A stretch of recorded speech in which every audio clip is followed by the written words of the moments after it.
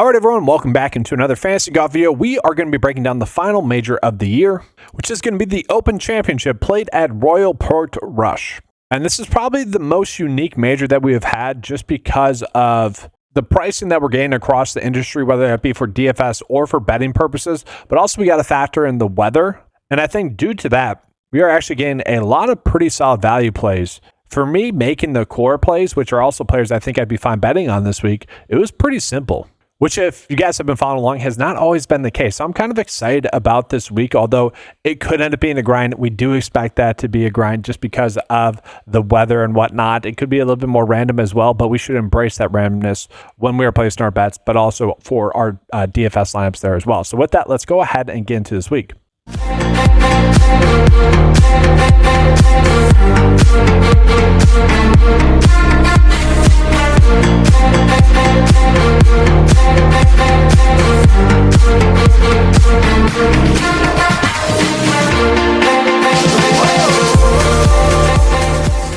Now, before we get into it, I do just want to call it a tool that I have on the 9 to 5 website. This is going to be the sportsbook data page for, well, obviously going to be the Open Championship for this week. So let's say we just wanted to look at the best outright bets. I already have them selected. So we got long shot bets, outright bets, and possible outright bets. Let's just go ahead and show you guys which bets are considered good outright bets this week. We actually have a long list of them, which if you guys have been following along, that does lead to some predictability for us there as well. We can also sort it by bet types. I do currently have it selected for outright bets. But if we just wanted to take a peek at those players, we could see how they profile. And we can kind of see the players then a little bit more so in terms of maybe which odds are we trying to get to there. I will be liking Tommy Fleetwood there. Xander Schauffele is going to be interesting. Kyle Morikawa coming in off of a disappointing week last week. JT's interesting. Patrick Cantlay, basically the only major that he does tend to play well at. Shane Lowry, right in the mix. Henley's interesting there as well. But it's nice to see that we are getting a decent amount of good outright bets. But I wanted to show you guys that tool there. Now, guys, as it currently sits, we are not expecting that much windy conditions, which does play a big factor, okay? I do currently have the weather set as bad in the 9 to 5 specialist data. If that ends up changing, we'll have to change the weather to mixed, which does factor in a lot of rain, which is what we are looking at here with the weather forecast, okay? That does make this week a little bit more difficult to predict, okay? We did see in 2019, when this tournament was played here, that this did help out Shane Lowry a decent amount, I would say.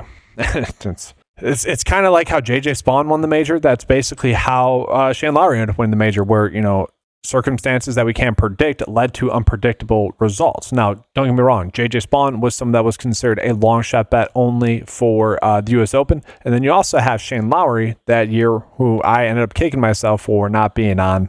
I think I was on Mark Leishman instead there.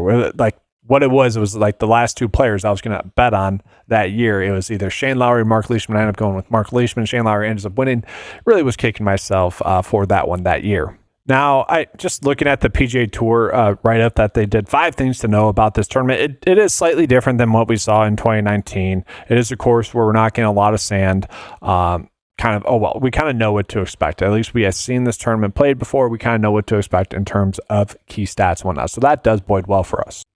Now, this is going to be a link style seaside course. So it is kind of interesting. It kind of plays if the conditions were good, it'd play a little bit like the much hated Aaron Hills major. If it was windy, you could see it playing a little bit like AT&T Pebble Beach Pro-Am, Pebble Beach there. But the unique thing is we don't necessarily have great comp courses. I think the best comp courses that we get typically are actually the courses that we have seen the last few majors here. So let's go ahead and take a peek at what I'm looking at for course history. Okay, so for course history, we obviously aren't really getting much course history, but we will be looking at the 2019 Open Championship for course history. Now, typically speaking, I don't like to go back that far, but when we're playing at a major where a lot of the field has actually played it, I'm fine looking at that. It's nice to have that course experience. Is it the number one data point that we need to be looking at? No. But is there not a number one data point that we need to be looking at in terms of like comp course history here? No, not exactly. I do think players that have played well in the Open Championship before are going to be the players that we want to be targeting. So just looking at that, Jon Rahm stands out. Cameron Young. And let's just talk about Cameron Young real quick. So everyone, or I shouldn't say, there's been a lot of people in the fantasy golf community that has been committed to this Cameron Young bit. And I mentioned this like a decent amount, like 2 weeks ago, where a lot of people were betting on him to win the Rocket Mortgage Classic. And I'm like, guys, he hasn't been a good outright bet. He hasn't been someone we should even consider as an outright bet for over like a year and a half. It's been super strange that bit has been going on as long as it has. Now, don't get me wrong, we have seen 3 straight pretty random outright winners in Brian Campbell, Chris Gotterup, somewhat, and then also William Mao, who ended up winning the secondary event as well. Maybe that does bode well for Cameron Young. You could buy into that. We'll touch on him a little bit more, but it is nice to see that he does have that somewhat of comp course history. For what it's worth, guys, for H5, H6, and H7, we're looking at the U.S. Open, the PGA Championship, and the Masters there. That's what we're looking at there, just to get a sense of which players have played well in the majors as well. We are factoring that in this week as well. But Cameron Young does kind of pop up in there. Has played well at the Open Championships in the past. Didn't play, obviously, in 2019. Wasn't really a thing then, but nice to see that. John Rahm, though, does stand out to me. Jordan Spieth is interesting. Always seems to play the Open Championships well. Xander Schauffele, just a stud in terms of this event here, guys. Patrick Cantlay, again, looking at the majors, has really struggled, but at the Open Championship does tend to play well. Tommy Fleetwood is definitely an interesting click this week. Are the stars aligning for him to win? That's my biggest question. It could be. I could see getting to Tommy Fleetwood this week. We'll see. From there, Patrick Reed, we're getting to some players like Tommy Fleetwood, Matt Fitzpatrick, who become more interesting clicks this week than they really previously have been. Okay, guys, so for StatFit, we are going to be looking at a lot of the same stats from last week. Okay, we're looking at bogey avoidance. This is, of course, where you can't be making blow-up holes on. Okay, that does tend to play a factor. We could be looking at scrambling a little bit, but we're looking at total driving still. We do tend to see that pop up. That was a key stat that we saw actually in 2019.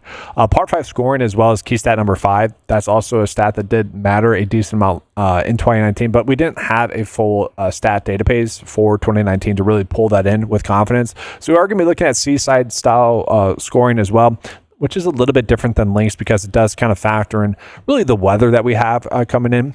And, sometimes susceptible to windier conditions as well. And then strokes gained approach. This should end up playing as a second shot golf course. So total driving, be long and accurate, put your balls close, give yourself the opportunities to not make those bogeys, and we should be seeing pretty. Could be looking at scrambling a little bit, but really that's what it's going to come down to. So guys, just based off of that, Sky Scheffler, number 1 stat fit, based on PGA Tour data, right at 10. Our core play from last week really came up clutch in round 2. Really just had a bad round 1, actually.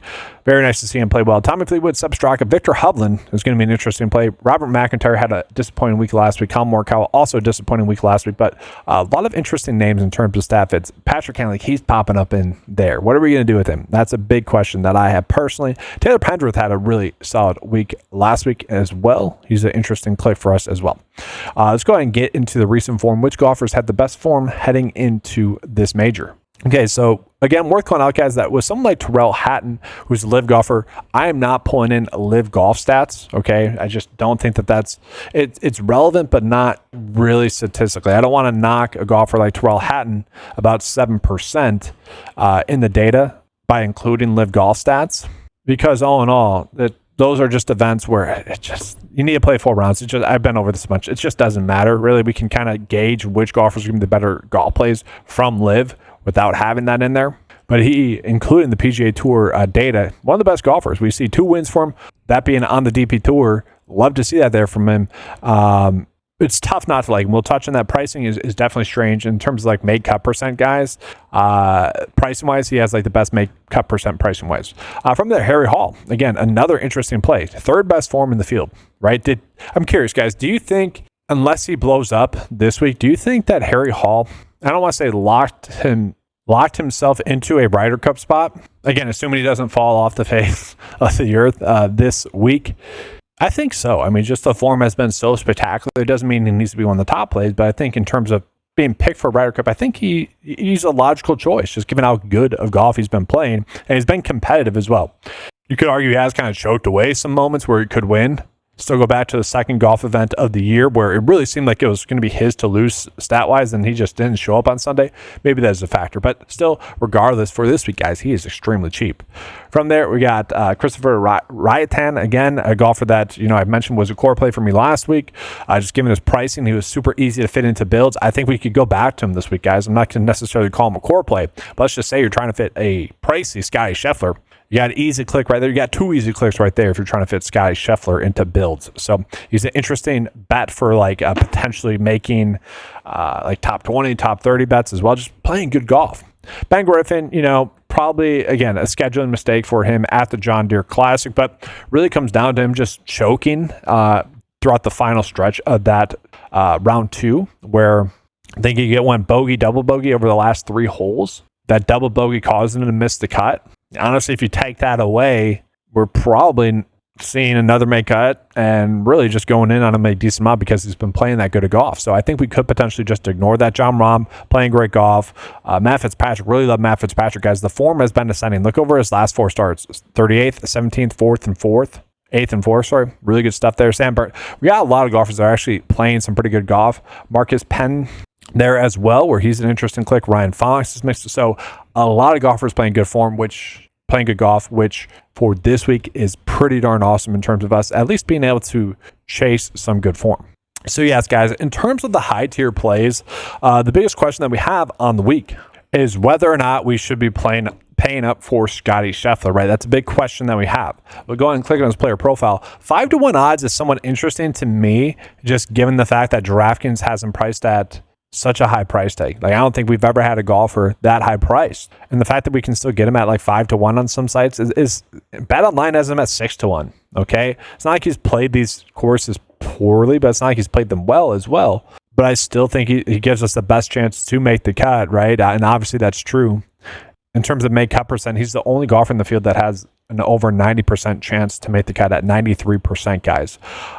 So again, given some of the pricing values that we have, it is very logical for us to get to Scotty this week. So for DFS purposes, it really comes down to what his ownership is going to end up being. Because if it ends up being pretty low owned because of his price, we could make some pretty darn good GPP lineups by just going overweight on Scotty. We don't have the ownership yet. That comes out on Tuesday, probably afternoon this week, since it's a little bit earlier. But that's interesting thought there with Scotty. Now, Rory's not going to be popping up too well in the 9-to-5 data simply because he did have a little bit of lackluster starts after he won the Grand Slam, right? We see terrible week at the RBC Canadian Open, not so good at the PGA Championship, but has bounced back pretty darn well. He should obviously be able to get up for this event. What's interesting, though, we look at 2019, missed the cut, okay? Then we look at 2022, also missed the cut. So this is one of those things where Rory tends to put a little bit too much pressure on himself, I think, to produce good results. So it is kind of twofold. He's probably not someone we can overly trust, but he's also someone that if he ends up winning this week, I don't think anyone would be shocked at all if that ends up happening. And while we're talking about guys, let's just talk about golfers that have local ties. So just looking at golfers that are very likely to have local ties, Rory and then Tom McKibben, which is kind of an interesting click, I will say. Somewhat interesting there. I would go ahead and get into likely as well, tossing those golfers. Robert McIntyre's then in the mix, and then possible as well. We get Shane Lowry then, Tommy Fleetwood. Okay, that's just based off of a mile radius there. But definitely interesting to look at. Maybe we get to some of these other golfers a little bit more. But again, this just goes back to whether or not we can trust Rory, and I do think that we can. And then while we're just talking about some of the data tags that we have coming in, we have 2 core plays this week. One of them, Scotty, as he should be. And then the other one is Xander Schauffele. And I kind of doubted Xander Schauffele as a core play last week. A little bit on me there. It's just tough to know where he's at. Now, we did get asked a couple of questions is Xander Schauffele back? I wouldn't say he's back, but because I never really think that he was gone necessarily. Okay, but we have seen Xander having some weird weeks. Let's just put it that way. The make cut streak is still going on. 68 straight make cuts. Obviously going to be the defending champ of this tournament. He's also someone that played this event in 2019. Only 41st place finish in that. But guys, 17th, 5th, and 1st over the past few Open Championships. This is clearly a course that fits his game. Similar course to what we saw last week at the Scottish Open, where he's able to finish top 10. He's the number one specialist in the field. Okay, so again, we'll go into the specialist data. Specialist data is all the unique course characteristics that we have for that tournament, and Xander is first. Then you have Scotty, Henley, Morikawa, Matthew Jordan, Patrick Cantlay, Adam Scott, Jon Rahm, and Tommy Fleetwood. You can go a little bit lower, but nice to see that, yes, obviously Xander is really popping up in there as someone that we should be looking at. And so I do really like the idea of getting to Xander, given his price tag that we are getting. Like, to me, that bodes really well. But also, I got to say, Jon Rahm, I think, is priced correctly. I love what he's been able to do at these tournaments in the past, right? The Open Championship's tremendous there. Really good specialist and, pretty darn solid form as well. So he's someone I think we could look at. Bryson becomes a little bit risky. I feel like he's a little bit priced up. Look at Tommy Fleetwood. The one concern that we have with Tommy Fleetwood is just the simple fact that he missed the cut at a recent event, the U.S. Open, where he ended up burning all of us, right? He was just like a clear click that week, ends up bouncing back at the Travelers Championship, losing in a really unfortunate fashion for him. The question was, how would he respond after that? Not too well. 34th place finish last week, but also not terrible. We'll take that. I do think he's a pretty darn safe play for us this week, guys. So at this tournament in 2019, finished second. Missed the cut at the Open Championship last year. Don't love that. But then 10th and 4th. So he has played pretty darn well at this event as well. He is someone that I do think puts a little bit too much pressure on himself, like Rory does, to produce good results at the Opens. But that goes two ways. Like, you're a little bit more engaged and locked on. And so if his game is on, I do think we could kind of get a lucky upside. I think we could end up getting like a Shane Lowry type win where, given the course conditions and whatnot, the only way for someone like Tommy Fleetwood to win, seemingly because he hasn't been able to do it too much, is if that aligns. And I do think that's something we could get to. So at 28-1, he is a little bit interesting. He's someone I think we could start to think about for outright bets as well if we were skipping over some of those other golfers. So I do like Robert McIntyre. I do think Aubert is a decent click as well. Shane Lowry is fine. Let's go ahead and get into the mid-tier because, guys, the mid-tier is pretty darn loaded this week. So starting with Tyrrell Hatton. I mentioned the made cut percent. Like, Vegas is valuing him the best and probably one of the more underpriced players in terms of safety and upside, which is obviously what the 9-to-5 data is looking at.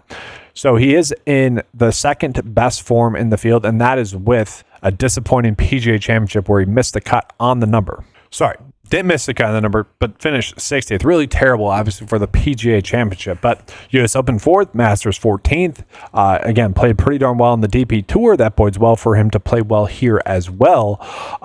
Given the fact that he's done pretty darn well at this event in the past in 2019, top 10. Again, didn't play well, though, at last year's Open Championship. Don't necessarily love that, but great form. Think we can somewhat ignore the stat rank. A little bit skewed because he's a live golfer, but pretty good specialist as well. Top 10 in the field. I like his price tag. His price tag is simply too cheap. And for what it's worth, guys, he is going to be one of my core plays here as well, given his pricing. So 8.9 on DraftKings, simply too cheap there. In terms of outright betting, you can get him at average odds of about 30-1. The best odds that I've seen on him currently is FanDuel at 33-1. I think we could potentially see that as a good outright bet. Then again, also Tommy Fleetwood. I already mentioned Tommy Fleetwood as someone we could be on. 9.5. That is a little bit too cheap for him, but also I kind of get why he's priced that way. 25-1 feels like pretty good odds on average there. Again, though, you can get him at a little bit longer odds on some of the other sites. All right, so lineup wise, if we put those two in our builds, like, we are already seeing maybe the lineup path we can get to. 7.5 is pretty good for average salary remaining for a major. Again, I do think, given the pricing of Scotty and given maybe the hit or miss nature of Rory, we are probably looking at more of a fair and balanced build this week. So we'll continue on. Who are some other golfers that we can get to in this range? Well, Collin Morikawa. Collin Morikawa is certainly interesting because, yes, the vibes are definitely strange with Collin Morikawa, I will say. But had he simply made the cut last week, I think he would be probably $1,000 more expensive. So we are getting a little bit of a discount there on him. He is the 4th best specialist in the field, 5th best staff in the field. It was a random result for him. Now, I would agree that he's a little bit risky, and I would agree that there are some other golfers that I would rather get to, especially in this pricing range. But definitely have to mention him. Still in line for GPPs. Same thing with JT. JT is certainly a GPP-only type play. Someone we can consider there. But to me, guys, given the play that we have in this range, I wouldn't necessarily call him a core play simply because he is a player that is coming in off of a recent withdrawal, but he's able to bounce back pretty fine. Finished 11th at the Scottish Open last week, 3rd at the U.S. Open. He has been playing some pretty solid golf. Victor Hovland, to me, is an interesting click. Again, another player that did struggle at the Open Championship last year, but prior to that, 13th and 4th. So, pretty good stuff there as well. Outright-wise, this is a little bit interesting. 30-1, but probably not getting there.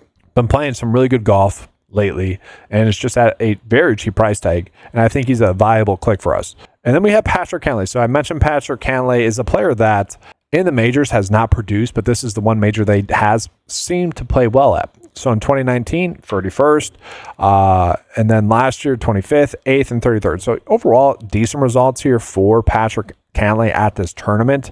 6th best specialist in the field. Now again, U.S. Open, not good. PGA Championship, not good. We worry about that, but maybe he's just putting a little bit too much pressure on himself at those tournaments. And this is, I don't know, it's strange. Maybe it frees him up a little bit. Definitely strange there. I do think we could play him just given his price, and I think he's certainly a viable click. But also, if we go down into low tier guys, the dark horse range, I think Matt Fitzpatrick is a player that makes almost too much sense this week. So Matt Fitzpatrick here, guys, priced at 7.8 on DraftKings, 55-1 average outright odds. I love those odds for him. I think he's my first click this week. He is.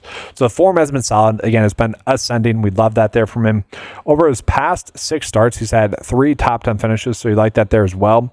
Has typically played well at these Open Championships. No miscuts over the last 4 starts.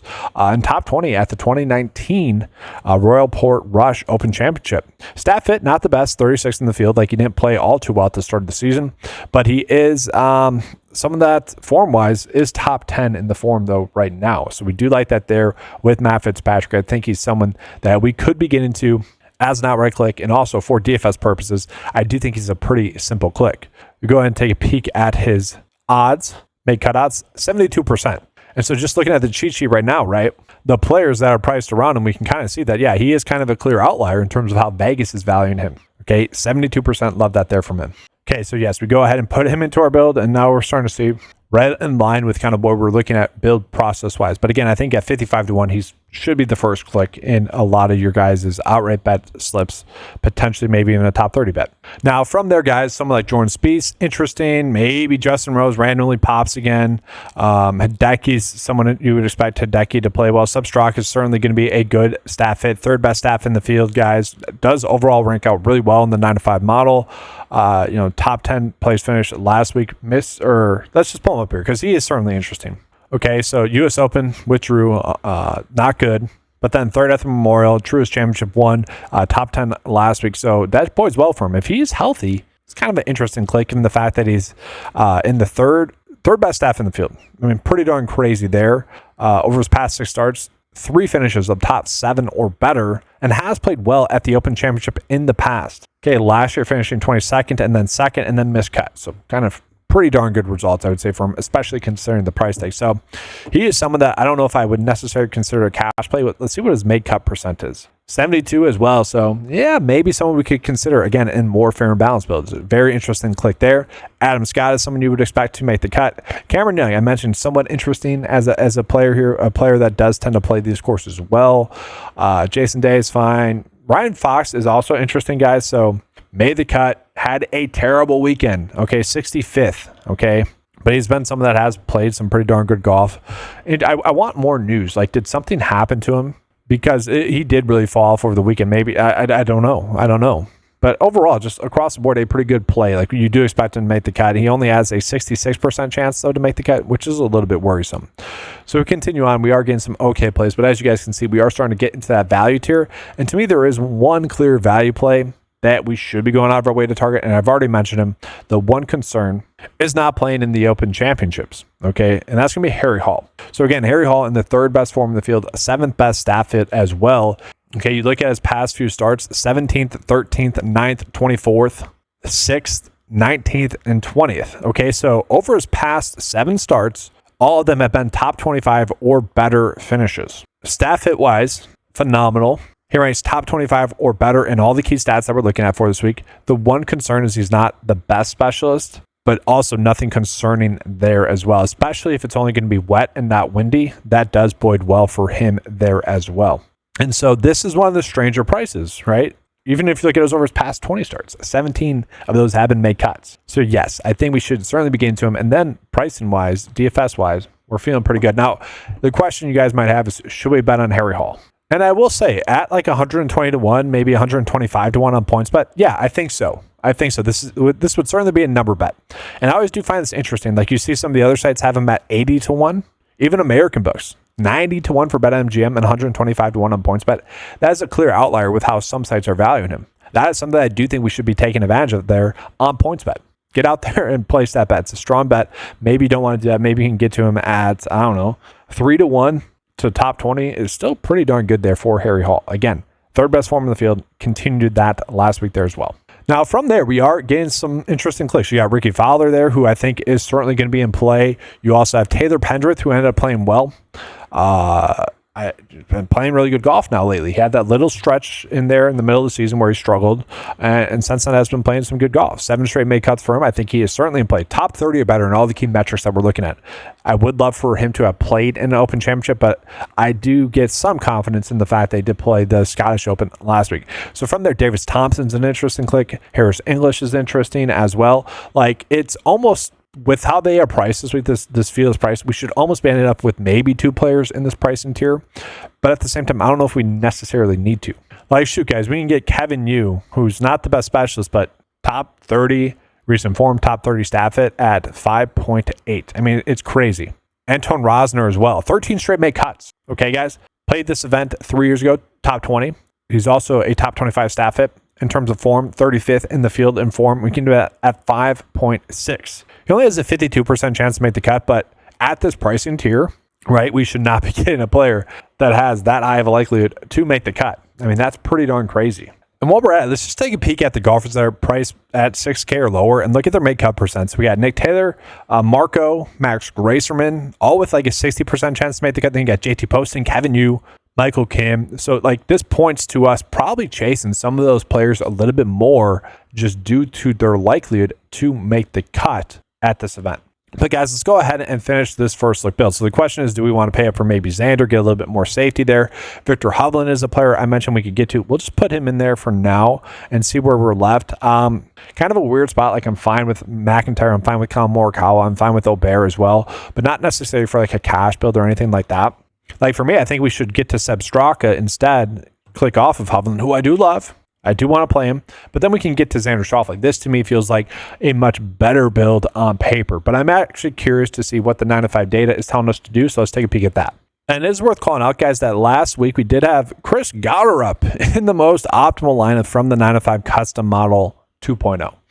Interesting there. I will call out that had it. And I also have Marco as well as a player that we should be going out of our way to target. So 9-to-5 custom model kind of nailed it in that regard. And so let's go ahead and just take a peek at the custom model. So again, I'm just going to reset the attributes and only give it the model rank here to filter off of. We're already doing that. If you want to do it based off of just fantasy projections from 9-to-5, we can. You could do it off of made cut percent only, made cut percent with outright odds as well. So it's kind of factor in the likelihood to win, safety and upside, which is already what the 9-to-5 data is doing, or scaled projections based off of their salary. So if you just kind of want to do raw fantasy projections, you could do that there as well. But we're going to keep it at the normal, but we are going to raise the made cut percent up to like 52. And let's just go ahead. We'll make 150 lines. We'll just see what it's spitting out to us here. And the top build that it likes is an interesting one. Andrew Novak, Brian Harmon, who I do like. JT, who's a little bit too risky to me. Tommy Fleetwood, Victor Hovland, Xander. So interesting there. It is definitely going more of a GPP approach. But in terms of 6% made cut percent, pretty darn high. Again, given the pricing that we were getting here, guys, that is pretty darn crazy. I will say that we are getting some pretty high make. Like, I like this lineup. Colin Morikawa, Jason Day, Sam Burns, John Rahm, Taylor Pendrith, Tommy Fleetwood. Pretty darn appealing to me on paper there as well. Now, in terms of ownership percent, we are still pretty darn able to get to Scotty. Does like Rory, decent amounts, getting to him about 27%. Probably a little bit too rich for me. Same thing here with Bryson. Like, I don't know. I think 20% is a little bit too high. I'd probably get to 15. Same thing there with Shane Lowry. Probably a little bit too high there. I'd probably actually go down to 13. But you guys get it there. That's probably what we'd be looking at there. And I would definitely want to get more of my core plays in there, I would say, for sure. And then with that, we'll just go ahead and take a peek at what the normal, lineup builder is kind of looking at just based off of the raw fantasy points projection. So again, giving it 2 data points to go off of, we're just going to click generate so you guys can see what the lineups are that it likes as well. See how similar it is to my thoughts and really the 9-to-5 data as well. So John Rahm, Fleetwood, Victor Hovland, Henley, Seb Straka, Harry Hall. So much more in line with my thoughts there. So the custom model is probably going a little bit more random. And then this is going a little bit more, optimal approach. So interesting there. But guys, that's going to do it for this video, guys.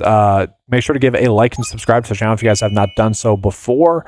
If you guys would like access to any of the tools that you saw in this video, head on over to 9to5sports.com, guys. Take advantage of the low monthly cost. $10 a month gives you access to all the fantasy golf tools that you need and much, much more. We got PrizePicks and Underdog prop cheat sheets in there as well. Best value out there, best deal out there for you guys. Take advantage of that. If you're spending more than that, you shouldn't be. Thanks for watching, guys. Good luck with all of your bets and all your DFS lineups as well. Thank you for watching, guys. Appreciate you being here. Good luck. And as always, let's keep cashing.